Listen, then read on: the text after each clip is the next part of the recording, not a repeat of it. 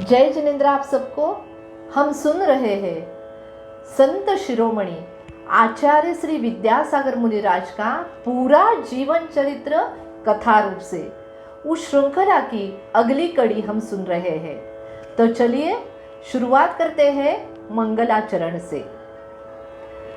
ओ बुंदेली के देवता, ओ बुंदेली के देवता, कुंडलपुर के बाबा, तुम्हें प्रणाम, तुम्हें प्रणाम। गुरुदेव को बुलाया, गुरुदेव को बुलाया, ऐसे पुरुदेव को प्रणाम, पुरुदेव को प्रणाम। पुरुदेव को बिठाया, सुनिए, पुरुदेव को बिठाया, ऐसे गुरुदेव को प्रणाम, ऐसे गुरुदेव को प्रणाम, ऐसे गुरुदेव को प्रणाम। बोलिए पंच परमेष्ठि भगवान की जय जय जय। आचार्य श्री विद्यासागर मुनिराज की जय जय जय। आप सबको सप्रेम जय जिनेन्द्र। अब तक हम सुन रहे हैं नटखट लाडले से विद्याधर का बचपन कैसे बीता। तो इस श्रृंखला में वही सुनते हैं हम आज की कड़ी में। क्या विद्या को कोई मित्र नहीं थे? अरे थे, बहुत थे।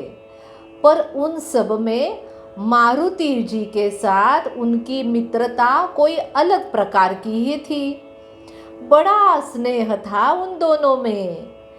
विद्या तो सब मित्रों के साथ साइकिल पर जाकर शहर में मनपसंद सिनेमा भी देखता था, हाँ? और लौटकर सिनेमा में क्या था, कैसे आनंद आया और क्या शिक्षा मिली, इन सब की चर्चा वो घर में करता था। कभी कभी शाम को मित्र घर आते थे तो विद्या उनके साथ टहलने के लिए, घूमने के लिए बाहर निकल पड़ते थे। दूध गंगा नदी किनारों को जोड़ने वाला जो पुल है, उस पर जाकर नदी का सामीप्य प्राप्त करके लौटते थे।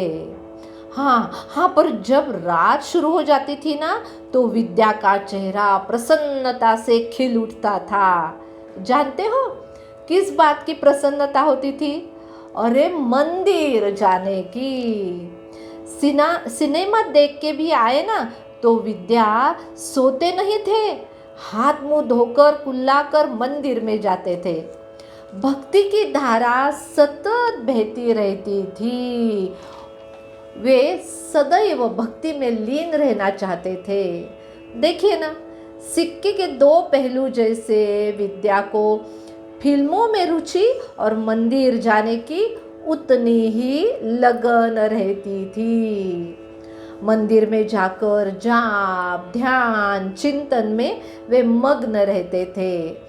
मन ही मन कहते रहते थे, उस प्रतिमा जी को देखकर सोचते रहते थे। क्या सोचते थे?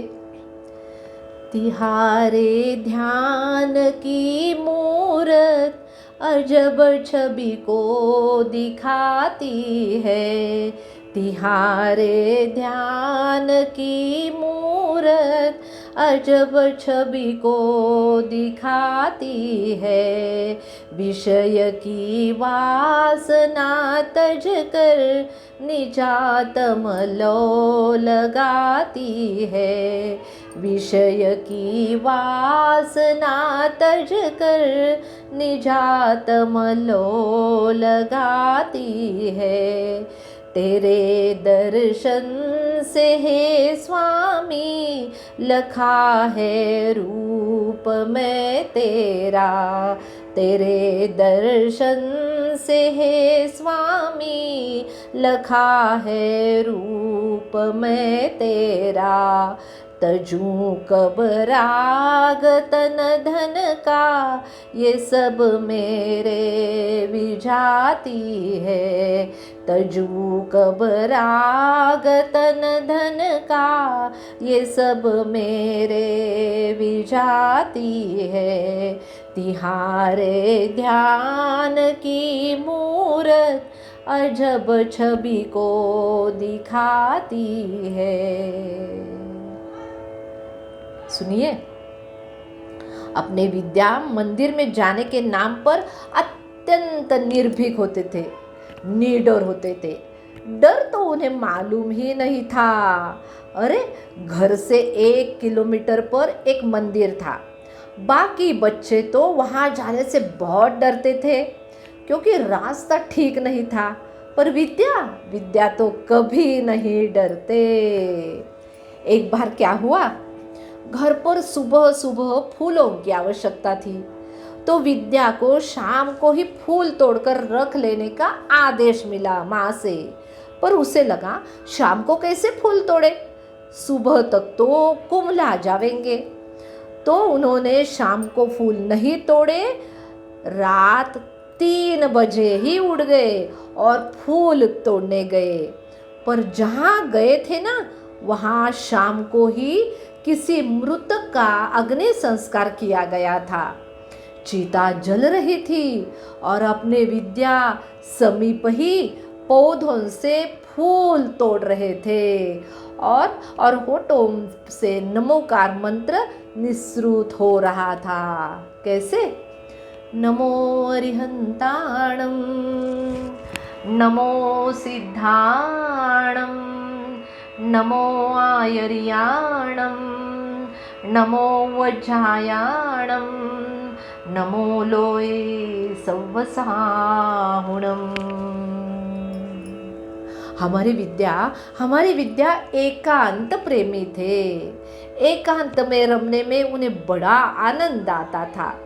वैसे तो सदलगा ग्राम में 3 मंदिर थे, पर वह उस मंदिर में अधिक जाते जिसके भीतर अलग अलग कोनों में कई एकांत स्थल थे।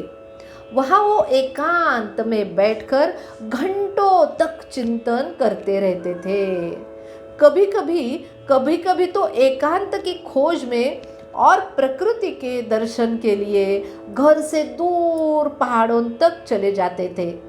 कुंभोज बाहुबली पर्वत पर जाना तो उनके लिए आनंददायी था।